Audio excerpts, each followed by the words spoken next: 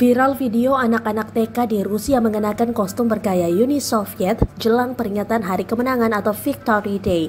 Pada hari ini, Senin 9 Mei 2022, dalam rekaman itu terlihat seorang anak laki-laki berkostum tank Rusia dengan simbol Z berjalan di barisan terdepan. Simbol Z berwarna putih merupakan ciri umum kendaraan militer Rusia yang saat ini terlibat perang di Ukraina. Bocah laki-laki itu juga mengenakan seragam militer dan helm kulit dengan sebuah bendera Rusia tertancap di tank kardusnya. Anak-anak lain berpakaian seperti jet tempur, tentara, dan petugas medis tentara, lapor Daily Mail. Ada dua anak laki-laki yang juga berkostum tank dengan hiasan lambang bintang merah Soviet. Guru-guru juga mengenakan kostum militer gaya Soviet yang serupa saat kelas diarak melalui ruang sidang taman kanak-kanak. Belum jelas lokasi taman kanak-kanak itu di mana.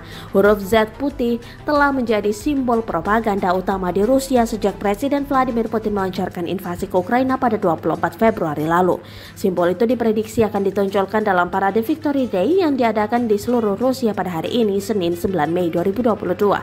Sejumlah analis memperkirakan Putin ingin menyatakan pencapaian selama invasi Ukraina pada momen ini. Namun sejauh ini Rusia diprediksi telah kehilangan 25.000 tentaranya selama pertempuran di Ukraina. Selain menyatakan perang resmi kepada Ukraina, Putin diperkirakan akan menyatakan kemenangan atas kota-kota kecil seperti Mariupol. Sudah nonton? Jangan lupa like, subscribe, dan share ya!